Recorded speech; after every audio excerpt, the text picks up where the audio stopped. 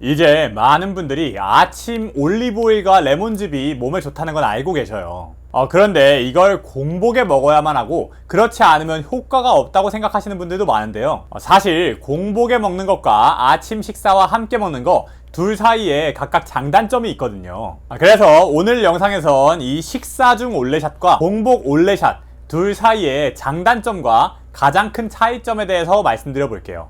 아침 공복에 이 올리브오일과 레몬즙을 섞어 먹고 효과를 봤다는 연예인들 아니면 SNS 글들이 많잖아요. 반면에 먹고 나서 부작용만 느꼈다는 사람들도 있는데요. 대표적으로 설사가 나오거나 속이 쓰리거나 구역질이 나거나 이런 얘기들이 보인다는 거죠. 저 같은 경우에도 비슷한 부작용을 느꼈었어요. 공복에 올리브오일과 레몬즙을 먹다 보니 속도 좀 쓰리고 무엇보다 이제 계속 설사가 나왔던 거예요. 이게 몇 번은 그냥 괜찮겠거니 하고 참았거든요. 근데 그러니까 점점 더 증상이 심해지더란 거죠. 그때 되게 걱정이 되더라고요. 내 장이 망가진 거 아닌가? 그리고 또 찾아보니까 이렇게 설사가 계속되다 보면은 과민성 장 증후군으로 발전할 수도 있다고 해요. 이렇게 한번 발전하면 다시 회복되는 게 좀 어렵다고 해서 되게 무서웠던 기억이 나요. 그렇다 보니까 저는 결국 공복에 올레샷을 먹는 거는 그만뒀었는데요. 그땐 그냥 제 몸이 유독 예민한 건가 싶었어요. 근데 보니까 저 말고도 이런 증상을 느낀 분들이 많더라는 거죠. 그래서 좀 더 스터디를 해보니 이거에 과학적인 근거가 있었습니다. 우선 공복에 올리브오일과 레몬즙을 먹고 가장 많이 느끼는 증상 중 하나가 이 속쓰림이에요. 사실 이건 당연해요. 우리가 막 빈속에 식초 같은 거 먹으면은 속이 쓰리잖아요. 이 강한 산성이 비어있는 위 안으로 들어가면은 속이 쓰릴 수 있는 거거든요. 이게 더 나아가서 위염이나 아니면 역류성 식도염으로도 발전할 수 있는 거죠. 그런데 이 레몬즙과 이 레몬즙 안에 들어있는 비타민C 둘 다 산성이잖아요. 그렇다 보니까 실제로 이왕재 박사님이라고 이 비타민C 전문가로 유명하신 서울대 교수님이 계시거든요. 이분이 비타민C 하루에 3000mg씩 먹어라 라고 하는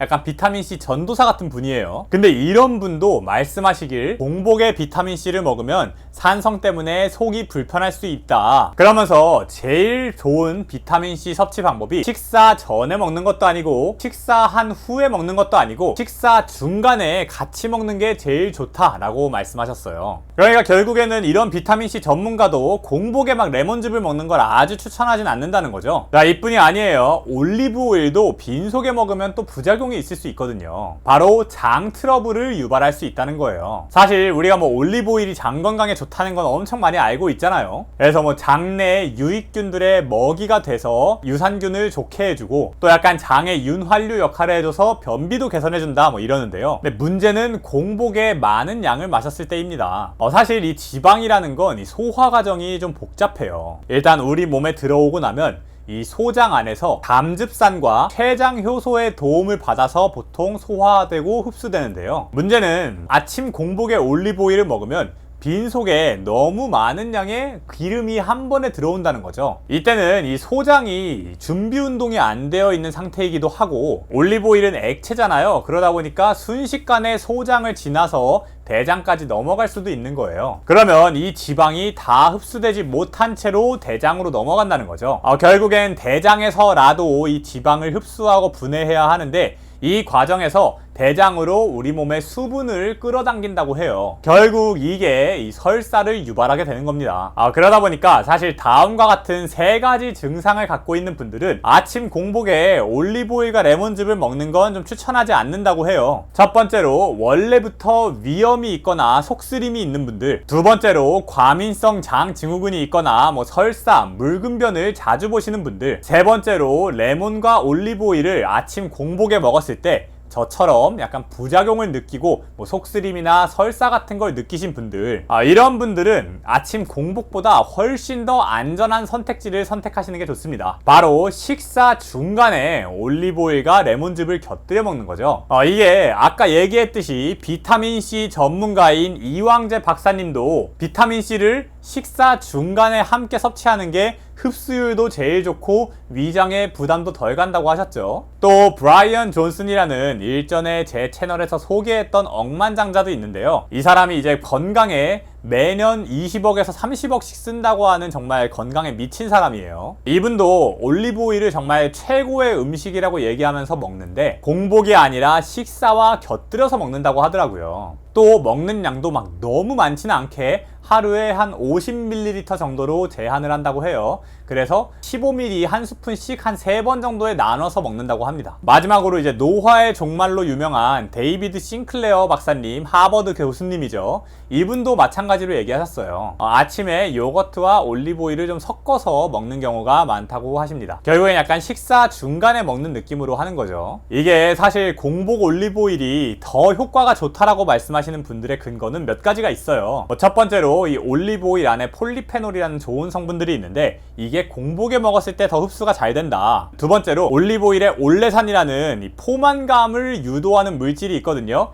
이거를 공복에 먹으면은 이 배부른 효과가 훨씬 더 극대화된다는 거죠. 근데 이 주장이 진짜 맞는지 제가 좀 논문들을 뒤져봤는데 저로서는 과학적인 근거는 사실 찾지 못했어요. 그리고 뭐 이 분야의 진짜 전문가들이 뭐 데이비드 싱클레어 박사님, 10명 넘는 의사들을 고용해서 자기 식단을 관리하고 있는 브라이언 존슨 같은 사람들도 올리브오일을 식사랑 함께 먹고 있잖아요. 그래서 저도 지금은 공복이 아니라 식사와 곁들여서 올리브오일을 먹고 있습니다. 그리고 또 이런 분들도 있어요. 공복에 올리브오일 레몬즙을 먹었을 때 문제가 생기는 건 애초부터 위와 장이 상태가 안 좋기 때문에 그런 거다. 그래서 이 공복 올리브오일 레몬즙을 꾸준히 먹으면서 위와 장을 회복시키면 점차 나아질 거다, 뭐 이런 분들도 있거든요. 근데 이건 반은 맞고 반은 틀렸습니다. 애초에 위장에 문제가 있으니까 공복에 올리브오일이나 레몬즙 같은 자극이 강한 걸 먹었을 때 더 큰 증상이 나오는 건 맞겠죠. 근데 생각해보세요. 우리가 달리기가 몸에 좋다는 건 다들 알고 있잖아요. 근데 만약 무릎 관절을 다친 사람이라면 어떨까요? 달리기가 몸에 좋다고 달리기를 할 게 아니라 우선은 병원 가서 무릎부터 고쳐야 될 거 아니에요. 괜히 무릎이 안 좋은 상태로 무리해서 달리기를 하다간 몸만 더 안 좋아지겠죠. 마찬가지입니다. 애초부터 위와 장이 건강하지가 않은데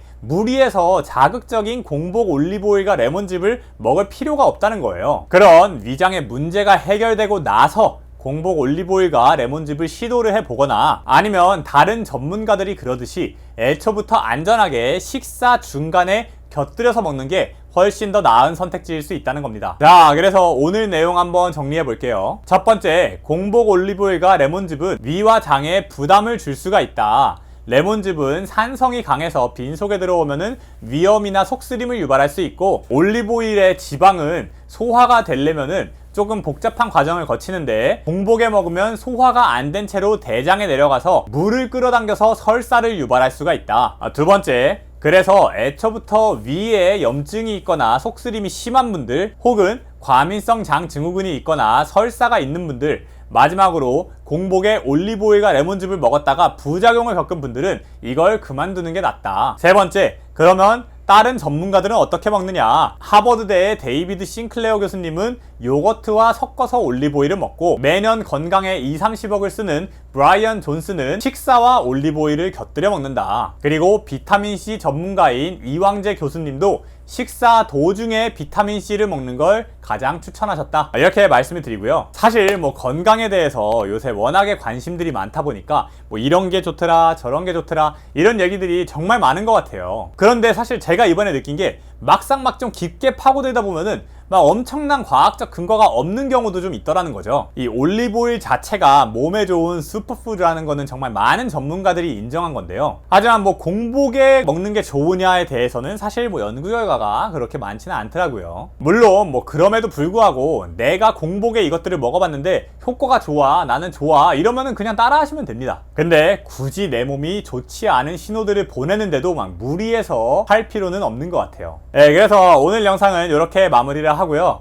올리브오일에 대해서 뭐 좀 더 궁금한 분들이라면 제가 또 관련해서 도움될 만한 영상 찍어놓은 게 있거든요. 이거 고정 댓글에다가 링크 달아둘 테니까 한번 관심 있으면 봐보세요. 네, 오늘 영상도 끝까지 봐주셔서 감사하고요. 앞으로도 이런 건강과 관련된 정보들을 좀 과학적인 근거로 최대한 조사를 해서 영상을 올려보려고 하니까 오늘 영상 마음에 들었으면 구독과 좋아요, 알람 설정까지 부탁드려요. 감사합니다.